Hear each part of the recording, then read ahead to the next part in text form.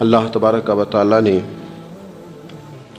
بعض چیزوں کو، بعض دنوں کو، بعض وقتوں کو، بعض مہینوں کو اپنی رحمت سے فضیلت عطا فرمائی ہے۔ انہی مقدس، معتبر، معنی خیز ایام میں ایک بڑی فضیلت، زیادہ عظمت والا مہینہ ماہ رمضان المبارک ہے۔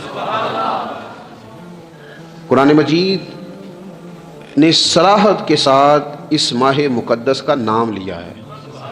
کیا معنی ہے؟ یہ وہ مقدس مہینہ ہے جس کا میرے رب کریم نے نام لیا ہے، اللہ نے نام لیا ہے۔ شہر رمضان الذی انزل فیہ القرآن،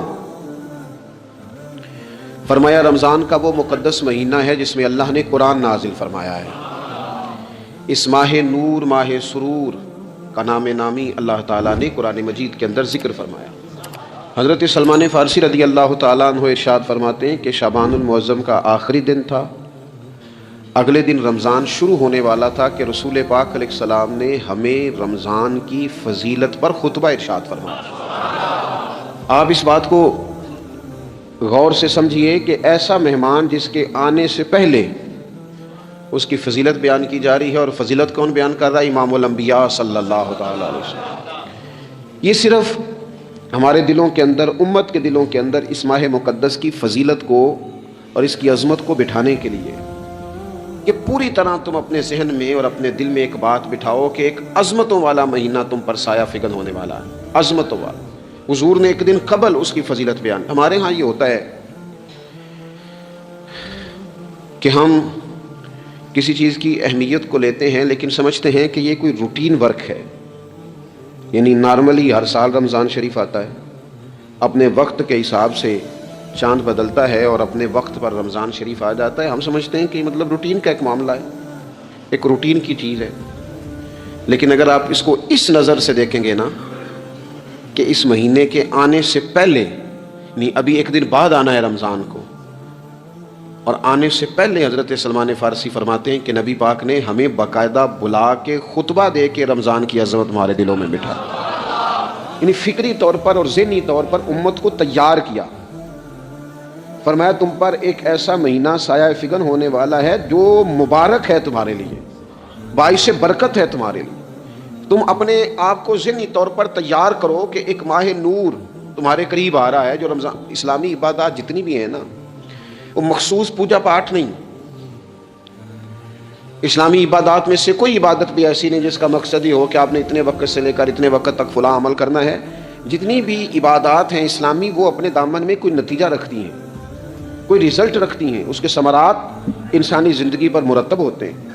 انسان کو تزکیہ نصیب ہوتا ہے، اس کے باطن کو صفائی نصیب ہوتی ہے، اسے خیر کرنے کا موقع ملتا ہے، تربیت کے بہت سارے مواقع اس میں پائے جاتے ہیں، بہت سارے اسرار و رموز کے ساتھ اسلامی عبادات ہیں۔ یہ جو رمضان المبارک ہے نا، یہ جو روزہ ہے، یہ روزہ اپنے دامن کے اندر تربیت رکھتا ہے، تربیت۔ یا ایھا الذین آمنوا کتب علیکم الصیام کما کتب علی الذین من قبلکم لعلکم تتقون۔ اے ایمان والو، تم پر روزے فرض کیے گئے جیسا کہ تم سے پہلے لوگوں پر بھی فرض کیے گئے تھے تاکہ تم تقوی اختیار کرو۔ روزہ تمہیں پرہیزگار بنائے گا، تمہارے اندر سے جو نفسانی چیزیں ہوں گی انہیں نکالے گا، اور اللہ تبارک و تعالیٰ کی طرف تمہارے دل کا رجحان ہوگا، تمہاری روح کا رجحان ہوگا، تمہیں تزکیہ دے گا۔ روزہ انسان کی تربیت کرتا ہے، انسان کو روزہ ذہنی طور پر تیار کرتا ہے کہ اللہ کے حکم کے مطابق کھانا ہے، اللہ کے حکم کے مطابق پینا ہے۔ سب سے بڑا مسئلہ اس دور کا رزق کے حلال کا حصول ہے اور حرام سے اجتناب ہے۔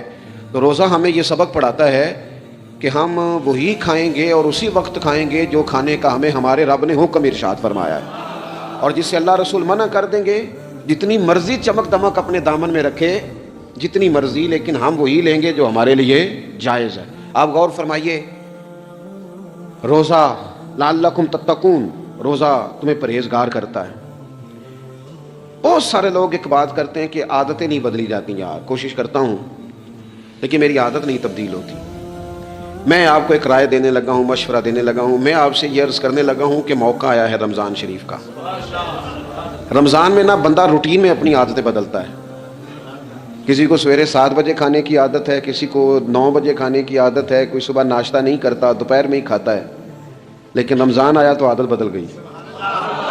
7 بجے والا بھی نہیں کھا رہا، 9 بجے والا بھی نہیں کھا رہا، دوپہر والا بھی نہیں کھا رہا، سارے سحری میں کھا رہے ہیں. عادت بدل گئی، بالکل طبیعت بدل گئی، روٹین چینج ہو گئی. کوئی اٹھ رہا تھا صبح فجر میں اللہ کی توفیق سے، اللہ تعالیٰ معاف فرمائے، تو کچھ ایسے بھی تھے جو 9-10 بجے اٹھ رہے تھے، کچھ الحمدللہ فجر پڑھ کے چلو کسی وجہ سے پھر سو گئے، 10-11 بجے اٹھ رہے تھے، روٹین بدلی ہوئی تھی. رمضان آیا تو بدل گئی، سارے سحری میں اٹھ رہے ہیں. تہجد کے وقت سب کی آنکھ کھول رہی ہے. بالکل روٹین بدل گئی، حالات بدل گئے، معاملات تبدیل ہو گئے، اوقات تبدیل ہو گئے، دفاتر کے ٹائم تبدیل ہوئے، اسکولوں کے نظام تبدیل ہوئے، مدارس کے اوقات تبدیل ہوئے، ہر چیز کے اندر تبدیلی آئی. معنی کیا ہے؟ کہ اللہ نے تمہیں موقع دیا ہے کہ عادتیں بدلی جا سکتی ہیں، اپنے آپ کو تبدیل کیا جا سکتا ہے، لائف سٹائل کو چینج کیا جا سکتا ہے. یہ موقع آیا ہے. ایک مہینہ ہے پورا، 2-3 دن 4 دن آپ کی روٹین بگڑ جائے نا سونے کی، یعنی روٹین سے ہٹ کے آپ سونا جاگنا شروع کر دیں تو پھر وہی روٹین بن جاتی ہے. پھر اسی ترتیب سے انسان سارے کام کرتا ہے. تو رمضان میں روٹین چینج ہوگی، سارے تہجد میں اور سحری میں اٹھیں گے. تو اللہ کرے نا یہ روٹین قائم رہے. رمضان میں تو اٹھتے تھے سحری کرنے کے لیے، تو اللہ کرے روٹین بن جائے اور سارا سال اٹھیں تہجد کی نماز ادا کرنے کے لیے. اللہ کرے روٹین بن جائے، چیزیں تبدیل ہو جائیں. وہ لوگ جن کو ڈاکٹر کہہ رہے تھے کہ دوائی بھی کھانی ہے اور پرہیز بھی کرنا ہے، تو وہ کہہ رہے تھے جی دوائی کھانا تو آسان ہے، پرہیز کرنا مشکل ہے. تو بدلنے لگی ہے نا روٹین، آ گیا نا رمضان، پرہیز کا ٹائم شروع ہو گیا. لہذا بہترین فائدہ یہ ہوگا کہ رمضان میں پرہیز ہوگی. ڈائٹ پلان بالکل بنایا جا سکتا ہے، اس میں چیزوں کو بالکل مرتب کیا جا سکتا ہے. تو رمضان شریف کے آنے سے پہلے ذہنی طور پر اپنی عادات کی تبدیلی کا پروگرام بنائیں. عادتیں بدل جایا کرتی ہیں. رسول کریم دنیا میں آئے وَيُزَكِّيكُمْ، حضور تزکیہ کرنے تو آئے ہیں، عادتیں بدلنے تو تشریف لائے ہیں. نبی پاک نے صفائی ستھرائی کر دی، ساری ناپاک چیزوں کو نکال دیا. تو روٹین دیکھیں کہ رمضان میں تقوی کے حصول کے لیے اپنی عادات کو تبدیل کرنا ہے، اور اس کے لیے ذہنی طور پر اپنے آپ کو تیار کریں. وہ جو کہتے ہیں بچے سویرے نہیں اٹھتے، وہ روٹین بنا لیں. یہ موقع آیا ہے، ابھی سے ارادہ کر لیں کہ جناب ہم نے اس ترتیب سے اپنے گھر کو، ماحول کو، بچوں کو اس ترتیب سے ہم نے مرتب کرنا ہے چیزوں. یہ آپ ارادہ کریں، اللہ تعالیٰ مدد فرمائے گا. رمضان المبارک کی جو خاص فضیلت ہے، اس خاص فضیلت کو رمضان آنے سے پہلے ذہن میں بٹھا لیں، اور رمضان المبارک پورے کا پورا اس ذوق سے گزاریں کہ ذہن میں بات موجود ہو، ذہن میں کہ دراصل رمضان کیا ہے. اللہ کے پیارے رسول صلی اللہ تعالیٰ علیہ وسلم نے فرمایا، اے لوگو تم پر ایک عظیم المرتبت مہینہ سایہ فکن ہو رہا ہے. حضور فرماتے ہیں شہر مبارک، فرمایا یہ بڑا برکت والا مہینہ ہے، یہ برکتیں لے کے آیا ہے، یہ رحمتیں لے کے آیا ہے، یہ اپنے ساتھ عنایات لے کے آیا. اور نبی اکرم صلی اللہ تعالیٰ علیہ وآلہ وسلم نے فرمایا جو بندہ بھی قرب الہی کی نیت سے رمضان میں نیکی کا طلبگار ہوگا، فرمایا وہ اگر نفل نیکی کرے گا نا تو اللہ تعالیٰ اسے فرض کے برابر ثواب عطا فرمائے گا. اور حضور علیہ الصلوۃ والسلام فرماتے ہیں جو اس مہینے میں ایک فرض ادا کرے گا اللہ 70 فرضوں کے برابر اجر عطا کرے گا. اپنے ذہن میں ایک بات بٹھائی جائے، ذہن میں یہ بات بٹھائی جائے کہ یہ نا برکت والا مہینہ ہے، اس میں میرا ثواب بڑا ضربوں کے ساتھ آگے بڑھے گا. ایک ذہن بنایا جائے اور پھر ثواب اکٹھا کرنا شروع کر دیا جائے. پھر وہ ترتیب بنا لی جائے، کاروباری نہیں، روحانی ترتیب، کاروباری نہیں. یعنی نئے سے نئے سٹال نہ تیار کیے جائیں، مہنگائی کیسے کرنی ہے اور کس طرح کر کے کن چیزوں کی آج کل مانگ ہوگی، کس ترتیب سے سودا پہلے ہی خریدنا ہے، مہنگا کیسے کرنا ہے، اللہ معاف کرے مصنوعی قلت کیسے پیدا کرنی ہے، کمائی کیسے کرنی ہے. رمضان کے اندر جناب لوگ ساری ترتیب لگا کے، ساری. میرے ایک دوست ہیں میڈیکل کے شعبے سے وابستہ ہیں، تو مجھے کہنے لگے کہ ڈاکٹر بھی اپنی روٹین بدلتے ہیں اور معدے والی ساری دوائیاں بھی اکٹھی کر لیتے ہیں کیونکہ رمضان آنے والا ہے، یہ زیادہ لوگ استعمال کریں گے. وہ ماحول نہ پیدا کریں کہ ہر چیز دنیا داری ہو جائے، ہر چیز دنیا داری نہیں، ہر چیز کو ایک نیا روپ دے دیا جائے اور نیا سے نیا مال کمانے کا سلیقہ بنایا جائے. میں اکثر کہا کرتا ہوں کہ رمضان تو اس لیے تھا نا کہ اس میں کم کھانا ہے، تھوڑا کھانا ہے. لیکن اگر بندہ کہے کہ میں نے صبح کا چونکہ کھایا نہیں لہذا اب شام کو اتنا کھانا ہے کہ ہفتے سے پہلے ڈاکٹر کے پاس بھی جانا ہے، میں نے وہ سارا پوری کرنی ہے روٹین، تو پھر وہ مقصد کو نہیں نہ سمجھا. پھر اس نے اس خوبصورتی کو نہیں پایا جو خوبصورتی اس کو دین دینا چاہتا تھا. ایک تو رمضان کی فضیلت کو سمجھنا ہے, اور پھر جب ہم روزہ دار ہیں, ہم نے روزہ رکھا ہوا ہے, تو نبی پاک علیہ السلام نے خود اس مفہوم کو کھول کے بیان کیا. فرمایا جس بندے نے جھوٹ نہیں چھوڑا, گناہ نہیں چھوڑا, گویا غیبت نہیں چھوڑی, بدی نہیں چھوڑی, تو اللہ کے محبوب علیہ الصلوۃ والسلام فرماتے ہیں پھر اللہ تعالیٰ کو اس کے بھوکا پیاسا رہنے کی تو کوئی ضرورت نہیں, کیونکہ لعلکم تتقون, تقوی اختیار کرنا تو روزے کا مقصد تھا. اور اگر اس نے وہ بات کو سمجھا ہی نہیں, استاد کے لیے صرف استاد ہو جانا ہی ضروری نہیں, اس کو پھر اپنے منصب کا لحاظ کرنا بھی ضروری ہے کہ میں استاد ہوں. والد کا صرف والد ہو جانا ہی کمال نہیں, اس کو پھر اس منصب کے تقاضوں کو بھی سمجھنا چاہیے کہ میں ایک باپ ہوں.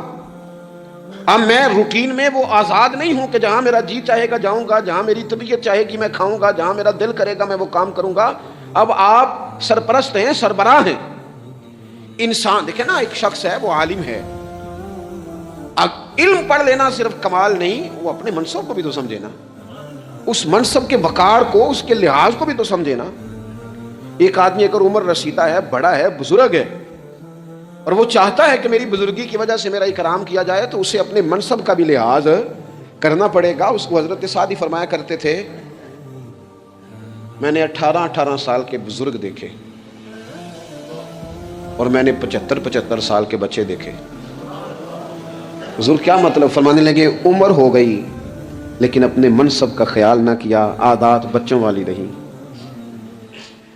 اور فرماتے میں نے ایسے لوگ دیکھے جن کو شروع وقت میں ہی اللہ والوں کی صحبت نصیب آئی, تو وہ جو بزرگی ہے وہ پھر عمر کی وجہ سے نہیں ملی, وہ اللہ نے علم اور عمل کی وجہ سے عطا فرما دی. تو اپنے منصب کا لحاظ کرنا کہ میرا یہ منصب ہے. اسی طرح جب ہم نے روزہ رکھا ہوا ہوگا نا, تو پھر ہم نے اس منصب کا بھی لحاظ کرنا ہے کہ میں روزے دار ہوں. پھر خالی بھوکے پیاسا نہیں رہنا. رسول پاک صلی اللہ تعالی علیہ وآلہ وسلم نے پتہ روزے دار کی فضیلت کیا بیان فرمائی. اللہ کے محبوب صلی اللہ تعالی علیہ وسلم فرماتے ہیں کہ رب فرماتا ہے ابن آدم کا ہر عمل اس کے لیے ہے, روزہ میرے لیے.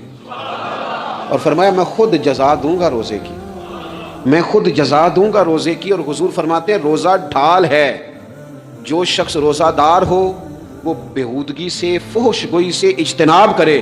اور اللہ کے محبوب صلی اللہ تعالی علیہ وسلم فرماتے ہیں اگر کوئی شخص اسے گالی دے, اگر کوئی شخص اس سے جھگڑا کرنا چاہے, تو پتہ کیا جواب دے؟ اسے کہے بھائی میں روزے دار ہوں, میرے منصب کا تقاضا نہیں کہ میں تیرے ساتھ الجھوں. اور رسول پاک صلی اللہ علیہ وسلم فرمانے لگے اوہو اتنی بڑی بات. حضور فرمانے لگے, یہ صحیح مسلم کے لفظ ہیں, کریم محبوب فرمانے لگے مجھے اس رب کی عزت کی قسم جس کے قبضے میں محمد عربی صلی اللہ علیہ وسلم کی جان ہے. حضور فرماتے ہیں روزہ دار کے منہ کی خوشبو اللہ تعالیٰ کے نزدیک قیامت کے دن مشک کی خوشبو سے بھی زیادہ بکت والی ہوگی.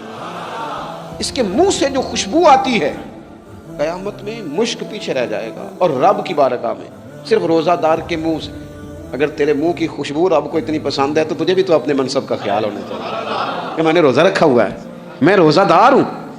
اور میرے نبی پاک علیہ السلام کے یہ 2 لفظ ہیں نا, وہ صوفیاء ہیں نا, اللہ کے نیک بندے جو ساری زندگی تڑپتے رہے کہ کبھی اے حقیقت منتظر نظر آنا لباس مجاز میں, کبھی مالک ایک دفعہ کبھی تیرا جلوہ ملے, کبھی اے حقیقت منتظر نظر آنا لباس مجاز میں. لاکھوں سجدے تڑپ رہے ہیں میری جبین نیاز میں. اور جو ساری زندگی کہتے رہے کہ ہم تو عمر دراز مانگ کے لائے تھے 4 دن, 2 آرزو میں کٹ گئے, 2 انتظار میں, کہ دیکھو انہیں انعام ملنے لگا ہے. جو اس کی راہ کے سوالی تھے, جو اس کے رستے کے مسافر تھے, جو اسے پانا چاہتے تھے, جو اس کی دید کرنا چاہتے تھے, جو اس سے ملنا چاہتے تھے, میرے رسول پاک علیہ السلام نے فرمایا روزہ دار کو 2 خوشیاں ملیں گی. ایک خوشی اس وقت ملتی ہے جب وہ افطار کرتا ہے, اور فرمایا ایک خوشی اس وقت ملے گی جب وہ اپنے رب سے ملاقات کرے گا, جب وہ اس سے ملے گا تو اس وقت روزہ دار کو خوشی ہوگی. میرے دوستو خوشی تو جو ہوگی سو ہوگی, لیکن یہ لفظ بڑے حسین نہیں کہ روزہ دار کی رب سے ملاقات ہوگی, یہی لفظ بڑے باکمال نہیں. ایک روایت میں تو یہ ہے نا کہ روزہ میرے لیے ہے میں اس کی جزا دوں گا, اور ایک روایت میں یہ ہے کہ روزہ میرے لیے ہے اور رب فرماتا ہے میں خود روزے کی جزا ہوں. یعنی باقی نیکیوں پر ثواب ملے گا، روزہ رکھنے والے کو رب رحمان ملے گا۔ نبی اکرم صلی اللہ تعالی علیہ وسلم کے امت کے صوفیاء نے نا کچھ چیزوں کو بڑا کھولا ہے۔ عارف رومی کہتے ہیں کہ ایک دن نا محمود غزنوی نے خزانوں کے دروازے کھول دیے اور فرمایا بھائی میں نے آج ہر چیز کھول دی ہے، جو جس چیز پہ ہاتھ رکھے گا وہ اسی کی ہو جائے گی۔ لوگ دوڑے، کوئی سونے کی طرف، کوئی چاندی کی طرف، کوئی جائیدادوں کی طرف، کوئی خزانے کی کنجیوں کی طرف، کوئی بڑے بہترین گھوڑے اور اونٹوں کی طرف، لوگ دوڑ گئے، جو جس پہ ہاتھ رکھے گا اسی کا۔ سب بھاگ گئے، ایاز بیٹھا ہے، نہ وہ حسن میں رہی شوخیاں، نہ وہ عشق میں رہی گرمیاں، نہ وہ غزنوی میں تڑپ رہی، نہ وہ خم ہے زلف ایاز میں، وہ لذتیں کہاں۔ ایاز چپ کر کے بیٹھا ہے۔ پھر محمود نے ایاز کی طرف مخاطب کر کے کہا ایاز اٹھنا نہیں، آج لوٹ سے لگ گئی ہے، جو جس چیز پہ ہاتھ رکھے گا اسی کی۔ ایاز کہنے لگا بات پکی ہے نا؟ تو محمود خوش تھے، موڈ بڑا اچھا تھا، کہا بالکل پکی ہے۔ تو ایاز کہنے لگے چلو ٹھیک ہے۔ ایاز اٹھے، پیچھے سے جا کے نا تو محمود کے کندھے پہ ہاتھ رکھ دیا، محمود کے کندھے پہ ہاتھ رکھا۔ محمود کہنے لگے یہ کیا بات کا، آپ سے میں نے پوچھا تھا بات پکی ہے، جو جس پہ ہاتھ رکھے گا اسی کا نا۔ تو تھوڑی دیر پہلے مسکراتے چہروں میں آنسو آ گئے، ایاز بھی روئے تو محمود بھی روئے۔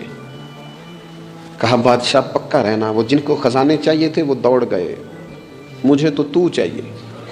لنگ کئی مہینے تے برس گئے تے تیری دید نو دیدے ترس گئے، تیری تو ملے گا۔ تو پھر کہا محمود نے، اس نے کہا میں وعدہ کر چکا تھا، بس ٹھیک ہے، باقیوں کے خزانے اور میں تیرا، طے ہو گئی۔ فرمایا باقی نیکیوں پر ثواب ملے گا، روزہ رکھنے والے کو رب رحمان ملے گا، اللہ کا قرب ملے گا۔ دیکھو نا وہ خاص انسان کو کیفیت حاصل ہوتی ہے روزے میں، رب کے ہونے کا یقین۔ وہ جو صوفیاء کہتے ہیں نا مراقبہ کرو، وہ نصیب ہوتا ہے۔ یعنی کسی کو کیا پتہ ہے اس کا روزہ ہے کہ نہیں، اکیلا ہے نا گھر میں، فریزر بھرا ہوا ہے، نہیں نہ کھاتا، کیوں؟ اسے پتہ ہے میرا رب میرے ساتھ ہے، میرا رب مجھے دیکھ رہا ہے۔ بس یہ تصور توحید پکا ہو جاتا ہے رمضان، تو پھر اللہ تبارک و تعالیٰ کی بھی خاص رحمت اور کوئی خاص ہی اعزاز۔ حضور فرماتے ہیں جنت کے کئی دروازے ہیں، ایک باب ریان ہے، اس سے صرف روزہ دار گزریں گے۔ آواز ہوگا روزے والے آ جاؤ، وہ آ جائیں گے، فرمایا اس خاص دروازے سے گزرو، جب گزر جائیں گے تو فرمایا بند کر دو بھائی، اور کوئی نہیں گزرے گا یہاں سے، دروازہ ہی مخصوص ہے، ان کا اعزاز ہی ذرا زیادہ ہے۔ تو میرے عزیز رمضان شریف کے اندر وہ منصب کا بس خیال رکھیں کہ میں روزہ دار ہوں، اس احتیاط کے ساتھ۔ اور دوسری جو رمضان کی چند عبادات ہیں نا، سب سے پہلی تو میں عرض کروں گا تراویح کے حوالے سے، یہ بات یاد رکھ لیں کہ نبی پاک علیہ الصلوۃ والسلام نے فرمایا جس نے ایمان اور احتساب کی نیت کے ساتھ رمضان میں قیام کیا، اللہ اس کے پچھلے سارے گناہوں کو معاف فرما دے گا۔ اور ایک مقام پر نبی پاک صلی اللہ تعالیٰ علیہ وسلم نے بیان کیا، یہ مشکات میں موجود ہے، حضور فرماتے ہیں رمضان اور قرآن دونوں قیامت کے دن بندے کی شفاعت کریں گے۔ رمضان کہے گا یا اللہ میں نے اسے دن بھر کھانا کھانے سے باز رکھا، اور تیری بارگاہ کے حکم کے مطابق اس نے اپنے آپ کو ان چیزوں سے بچا کے رکھا۔ اور قرآن کہے گا مالک رات میں نے اسے نیند سے روکے رکھا۔ کیا مطلب؟ اس نے کھڑے ہو کے عبادت کی، اگرچہ اس سے مراد شارحین حدیث نے تراویح بھی لیا ہے، تہجد کی نماز بھی لیا ہے، صلاۃ اللیل بھی لی ہے، لیکن میرے عزیز یہ خاص ربط ہے قرآن مجید کے ساتھ تراویح کا۔ مسنون ہے رمضان کی راتوں میں قرآن مجید اور تراویح کا پڑھنا۔ اگر تھوڑی سی نا طبیعت میں صرف تبدیلی پیدا کی جائے، میں نے دیکھا ہے کہ جو لوگ کہتے ہیں نا میرا وقت بڑا قیمتی ہے، بڑی ساری جگہوں پہ آپ کو بیٹھنا پڑتا ہے، بیٹھیں آپ 2 گھنٹے بیٹھیں، 3 گھنٹے بیٹھیں۔ میں نے دیکھا ہے لوگ جاتے ہیں کسی دفتر میں تو رات کو چلے جاتے ہیں، اس علاقے میں کھڑے ہیں، پاسپورٹ کے دفتر کھڑے ہیں، شناختی کارڈ کے دفتر کھڑے ہیں، امیگریشن کی لائنوں میں کھڑے ہیں۔ کچھ ذہن تو بنائیں کہ میں نے رات کھڑے رہنا ہے اور اپنے رب کی عبادت کرنی ہے۔ تراویح کو ذرا ذوق سے آپ اگر تھوڑا ارادہ کر لیں گے نا، یعنی کوئی ایسا مشکل کام نہیں۔ میری تو رائے یہ ہے کہ پہلے 3-4 دن ذرا جم کے ذہن بنائیں اور تھوڑا سا نا روٹین کو بدلنے کی کوشش نہ کریں۔ جس امام صاحب کے پیچھے تراویح شروع کریں، کوشش کریں ساری وہیں پڑھیں۔ روٹین بدلنے سے بھی سستی آتی ہے، ایک دن یہاں گئے 2 دن وہاں گئے، تو یہ روٹین بدلنے سے بھی بعض اوقات سستی آتی ہے۔ کوشش کریں ایک جگہ پہ قرآن شریف سننا شروع کریں اور پھر پورا قرآن مجید وہیں پہ سنیں اور تھوڑا ذہن بنائیں۔ میں نے دیکھا ہے ہمارے استاد صاحب اس طرح کیا کرتے تھے کہ بہت تھوڑا کھانا افطاری کے وقت، تھوڑا، اور ان سے کہا جاتا آپ بزرگ آدمی ہیں، اتنا کم کھانا کیسے نظام چلے گا؟ تو فرماتے تھے میں 1 چپاتی اور آدھی چپاتی کھا لوں گا لیکن تراویح کے بعد، اب اگر زیادہ کھانا کھاؤں گا تو طبیعت میں سستی آئے گی، میرے لیے کھڑا ہونا مشکل ہو جائے، سادہ سا کھانے کے ساتھ افطاری کی جائے گی۔ اور تراویح کے لیے اپنے آپ کو ذہنی، کہاں ٹائم ملتا ہے سارا سال قرآن پڑھنے سننے کا، یہ تو اللہ نے موقع عطا فرمایا ہے۔ تو تھوڑا سا اگر دلچسپی پیدا کی جائے، بڑا بڑا سونا قرآن مجید پڑھا جاتا ہے مساجد میں، بچے بڑی بڑی خوبصورتی سے، تو اللہ کا شکر ہے جگہ جگہ پہ۔ اور مساجد کے علاوہ بھی میں نے دیکھا ہے، ہم سے لوگ مطالبہ کرتے ہیں کہ ہماری فیکٹری میں رات کو بھی کام ہوتا ہے، اتنے سارے ورکر ہیں تو بچہ کوئی مل جائے قرآن شریف سنائے، فلانی جگہ بھی اتنے لوگ ہیں تو اگر موقع مل جائے، تو اگر تھوڑا ذہن بنایا جائے، شوق پیدا کیا جائے تو اللہ تعالیٰ فضل فرماتا ہے، انسان کو طاقت ملتی ہے کھڑے رہنے کی۔ ایک تو تراویح، روزہ، تراویح، اور تیسری بات ہے سحر اور افطار۔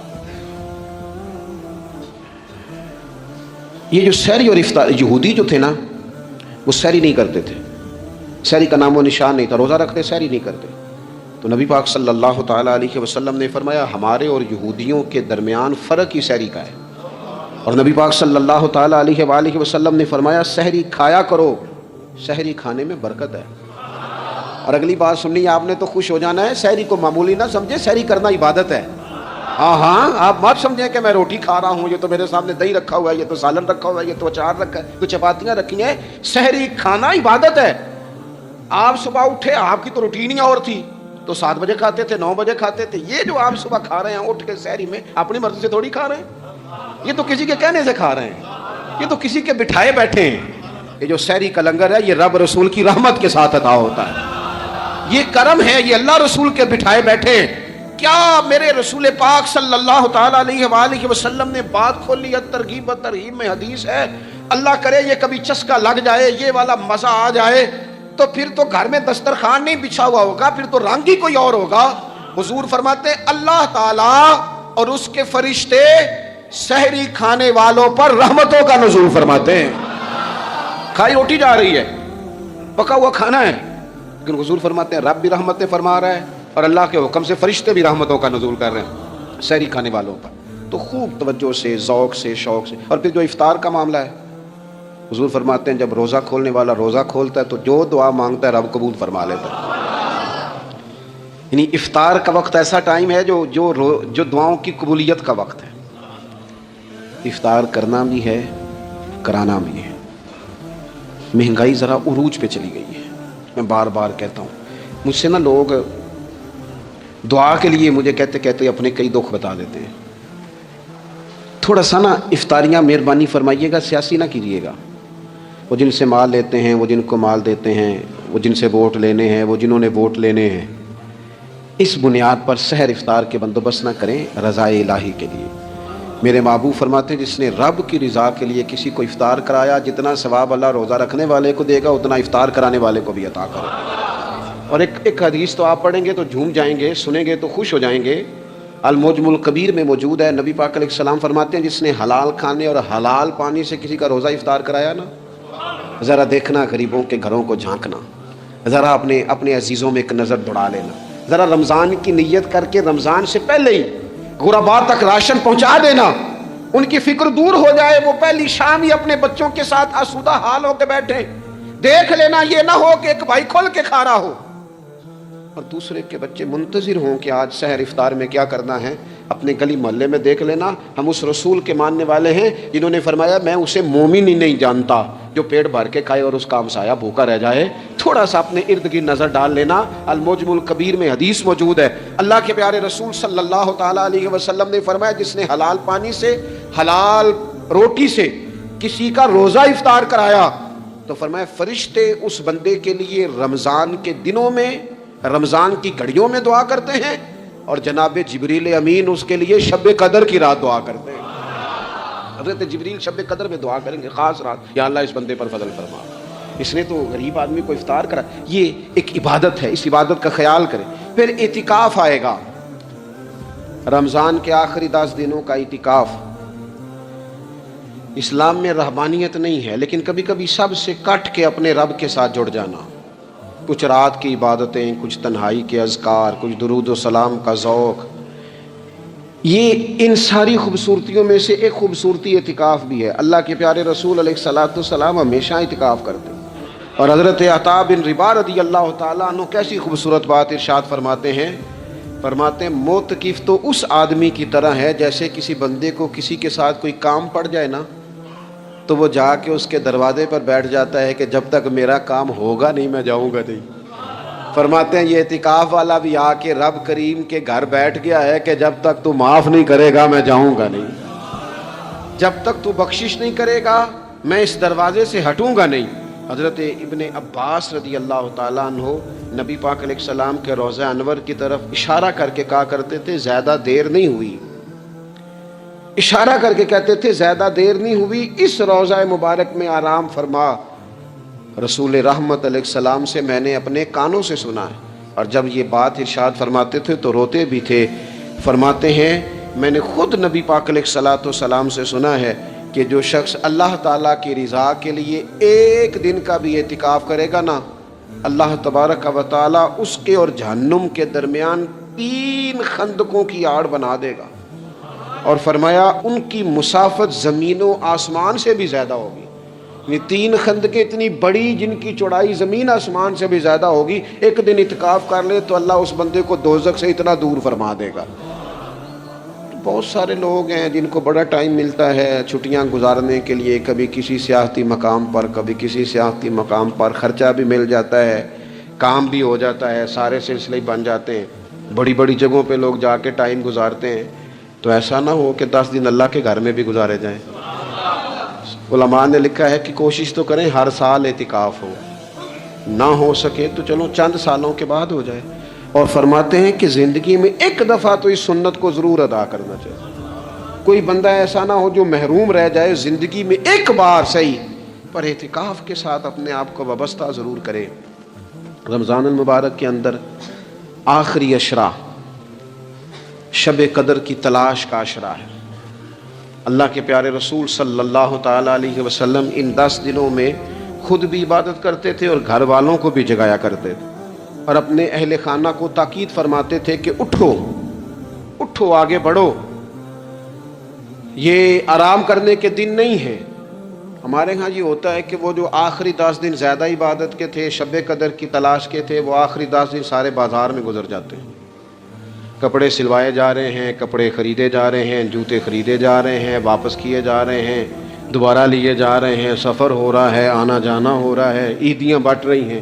تو یہ سارے کام جو آخری عشرے میں کرنے ہیں، جو زیادہ عبادت کے دن تھے، وہ سارے کام تو رمضان سے بھی پہلے کر لینے چاہیے۔ کپڑے رمضان سے پہلے خریدے جائیں، پہلے سلوا لیے جائیں، جوتے پہلے لے لیے جائیں، ضرورت کے کام پہلے کر لیے جائیں۔ جہاں آپ کو جو بانٹنا ہے وہ رمضان سے پہلے کریں۔ وہ مفت کی اپنے دل کو مطمئن کرنا کہ اب میرے پاس یہ بڑے میں خیر کا کام کرنے نکلا ہوا ہوں، میں عیدی بانٹنے جا رہا ہوں، یہ پہلے بانٹنے تھے۔ یہ عجیب بات ہے کہ جو زیادہ وقت مسجد میں گزارنے کا ٹائم تھا وہ سارا ہم نے ضائع کر دیا، وہ ادھر ادھر بازاروں کی نظر ہو گیا، میل ملاپ کی نظر ہو گیا۔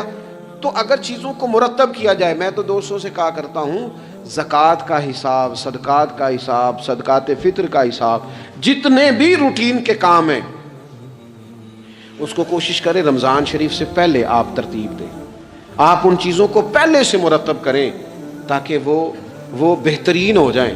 ہم تو اس دین کے ماننے والے ہیں جہاں نیت کرو تو اجر شروع ہو جاتا ہے۔ آپ رمضان کی نیت سے جو آج خرچ کریں گے اس کو اللہ تعالیٰ رمضان کے ثواب کے برابر ہی اجر عطا فرمائے گا۔ لیکن وہ ہم نا کچھ لوگ بڑا ایک صاحب مجھ سے کہنے لگے جی میں نے سنا ہے صدقہ فطر آخری عشرے میں ہی دینا چاہیے۔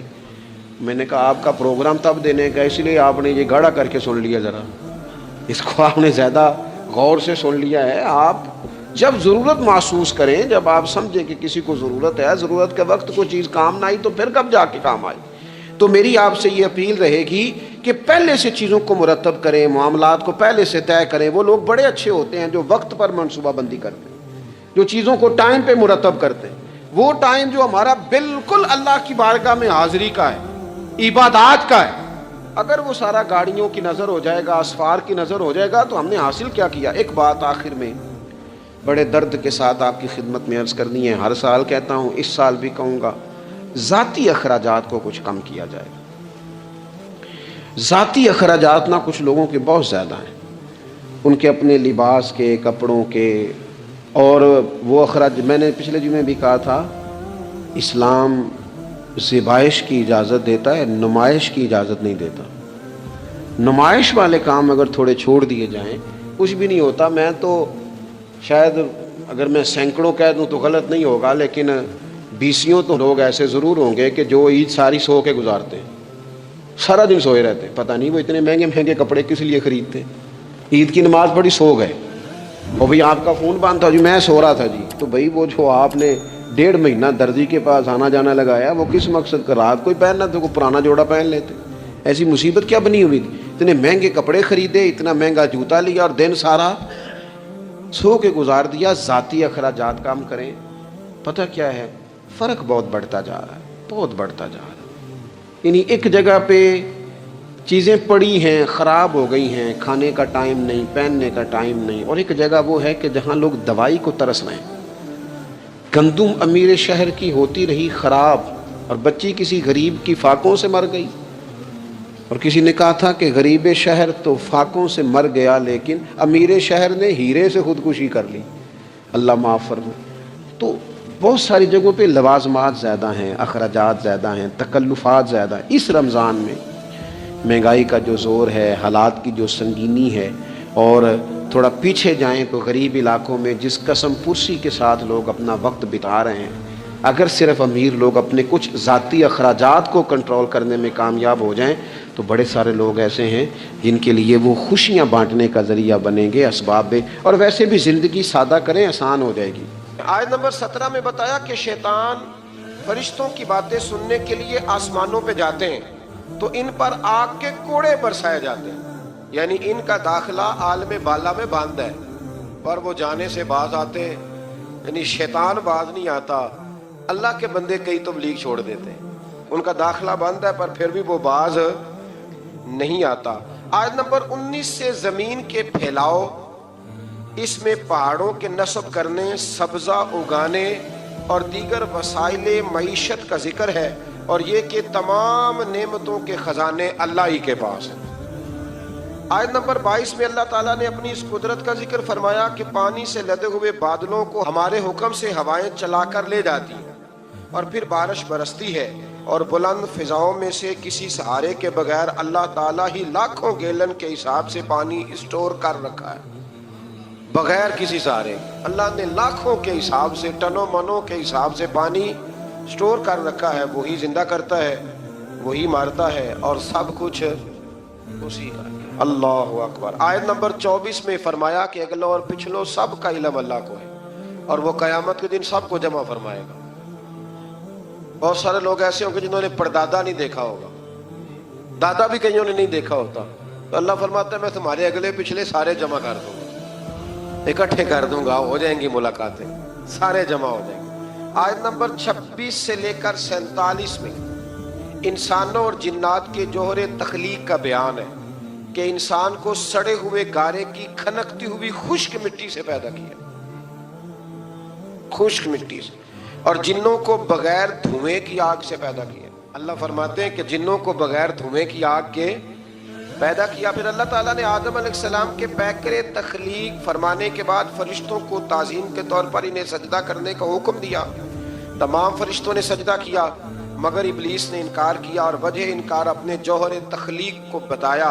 फिर अल्लाह ताला ने इसे अपने कुर्ब खास से निकाल कर धुतकार दिया, और क़यामत तक उस पर लानत होती रहेगी।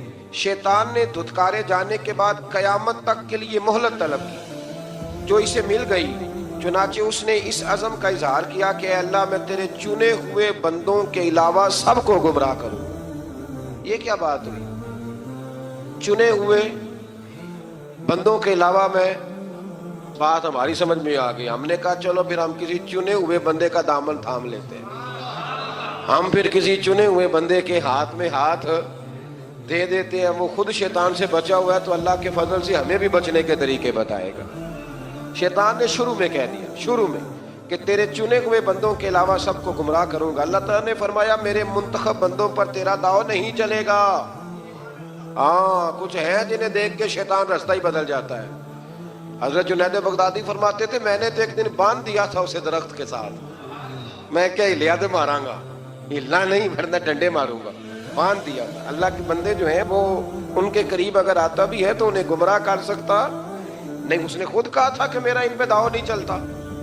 اللہ اکبر. اس مقام پر جہنم کے 7 دروازوں کا ذکر بھی اللہ تعالیٰ نے فرمایا ہے اور ان کے ناموں کا اظہار بھی فرمایا ہے. اور پھر اسی مقام پر یہ بھی بتایا کہ اہل جنت کے دل کینوں سے پاک ہوں گے. اہل جنت کے دل کینوں سے. آج جو بندہ دکان کھولے وہ ذرا سامنے والے کو غور سے دیکھے, کینہ تو نہیں سامنے والی دکان کا. آج بھائی سگے بھائی کو دیکھے کہ کینہ تو نہیں. تو جنتی ہونے کی موٹی سی علامت ہے, اگر سینہ پاک ہے تو بندہ جنتی ہے, اور اگر اندر کوئی مسئلہ ہے تو پھر مسئلہ دور کر لے تو اللہ انشاءاللہ جنت عطا فرمائے گا. اور اعزاز و اکرام کے ساتھ ایک دوسرے کے مقابل مسندوں پہ بیٹھے ہوں گے یہ جو کینے سے پاک ہیں. آیت نمبر 49 اور 50 میں فرمایا کہ میرے بندوں کو بتا دو کہ میں غفور اور رحیم ہوں, اور یہ بھی بتا دو کہ میرا عذاب دردناک ہے.